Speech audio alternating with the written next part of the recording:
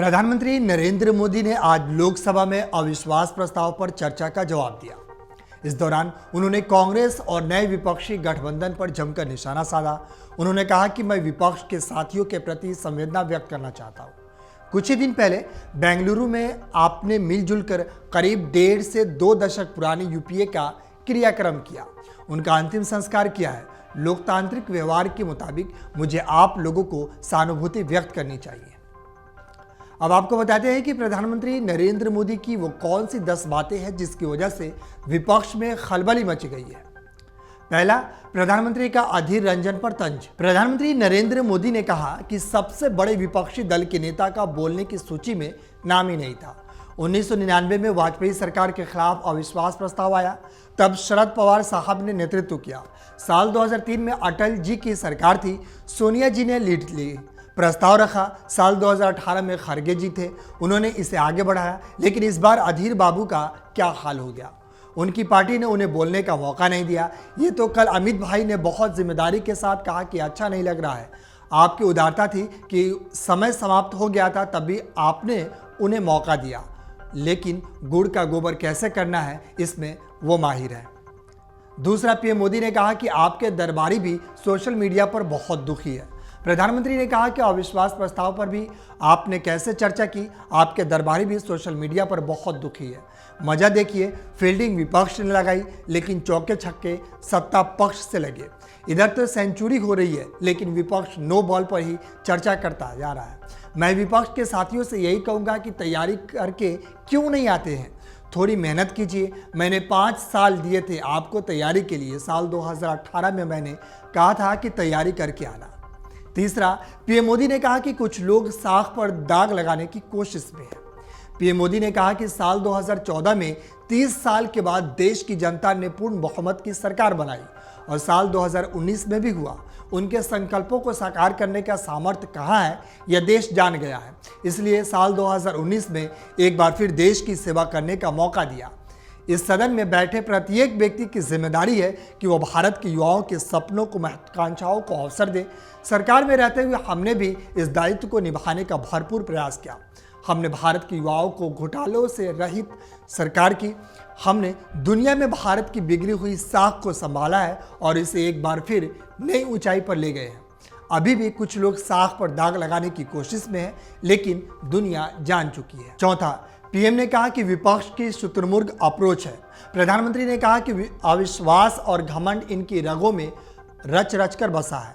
वे जनता के विश्वास को देख नहीं पाते। वे जो शुतुरमुर्ग अप्रोच है, इसके लिए देश क्या कर सकता है? पुरानी सोच वाले लोग कहते हैं कि जब कुछ शुभ मंगल होता है, बच्चे भी अपने अच्छे कपड़े पहनते हैं तो काला टीका लगा देते हैं। आज चारों तरफ देश का जो मंगल हो रहा है, देश का जय जयकार हो रहा है, तो मैं आपको धन्यवाद देता हूं कि काले कपड़े पहनकर आपने भी इसे बचाने का काम किया है। पांचवा, प्रधानमंत्री ने कहा कि अब ये भी मुझे ही सिखाना पड़ रहा है। प्रधानमंत्री ने कहा कि कुछ ही सालों में भारत दुनिया की तीसरी शीर्ष अर्थव्यवस्था बनने वाला है। जब आने वाले 5 सालों में इसका दावा करते हैं तो जिम्मेदारी विपक्ष क्या करता है? सवाल पूछता है कैसे करेंगे? आपका रोड मैप बताइए। लेकिन अब ये मुझे ही सिखाना पड़ रहा है, या वे सुझाव भी दे सकते हैं, या ये चुनाव में जाकर बताते हैं हम तो 1 नंबर पर ले जाएंगे। लेकिन ये विपक्ष की त्रासदी है, कांग्रेस के लोग क्या कर रहे हैं? छठा, प्रधानमंत्री ने कहा कि इस कालखंड का प्रभाव 1000 साल तक रहेगा।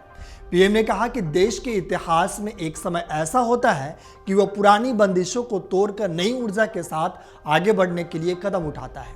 21वीं सदी के साथ ये कालखंड हमारे लिए अवसर लेकर आया है।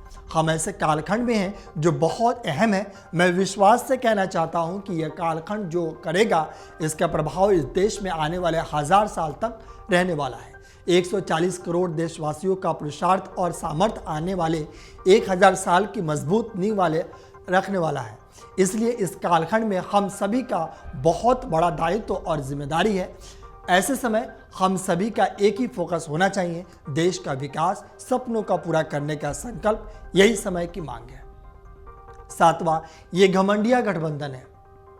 प्रधानमंत्री नरेंद्र मोदी ने कहा कि यह इंडिया गठबंधन नहीं, घमंडिया गठबंधन है और इसकी बारात में हर कोई दूल्हा बनना चाहता है, सबको प्रधानमंत्री बनना है। इस गठबंधन ने यह भी नहीं सोचा कि किस राज्य में आप किसके साथ हैं।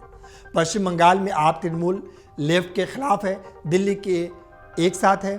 अधीर बाबू 1991 में बंगाल विधानसभा चुनाव इन्हीं कम्युनिस्ट पार्टी ने क्या व्यवहार किया था, आज भी इतिहास में दर्ज है। पिछले साल केरल के वायनाड में जिन लोगों ने कांग्रेस के कार्यालय में तोड़फोड़ की, ये लोग उनके साथ दोस्ती करके बैठे हैं। बाहर से तो लेबल बदल सकते हैं, लेकिन पुराने पापों का क्या होगा? यही पाप आपको लेकर डूबे हैं। आप जनता जनार्दन से ये पाप कैसे छुपा पाएंगे? अभी हालात ऐसे हैं, इसलिए हाथों में हाथ। जहां हालात तो बदले, फिर छुरी आगे निकलेगी। 8वां 1.5-2 दशक पुराने यूपीए का क्रियाक्रम। पीएम मोदी ने कहा कि मैं आज इस मौके पर हमारे विपक्ष के साथियों के प्रति अपनी संवेदना भी व्यक्त करना चाहता हूं।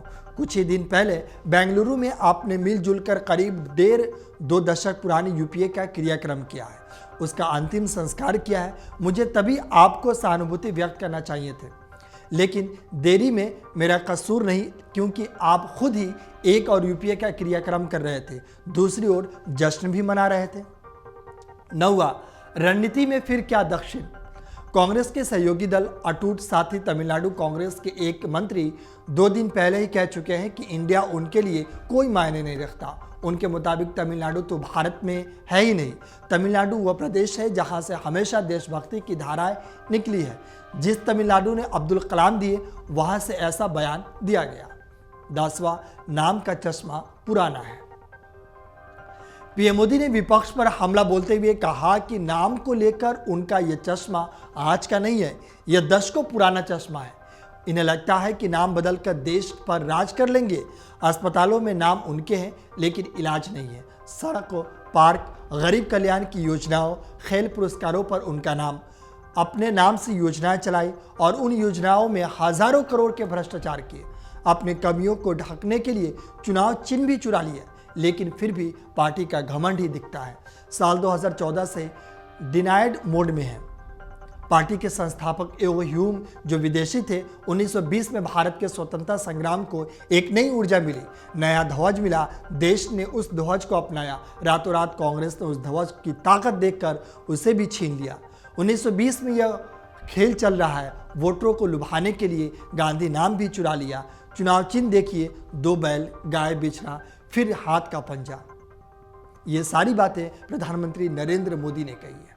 अमर उजाला अब आपके टीवी पर भी। अपने स्मार्ट टीवी पर YouTube पर सर्च करें अमर उजाला, चैनल सब्सक्राइब करें और देखें ताजा खबरें, वो भी HD क्वालिटी में। और हाँ, बेल आइकन दबाना ना भूलें, ताकि हर खबर हो आपके घर। अमर उजाला, निष्पक्ष, निर्भीक, निरंतर।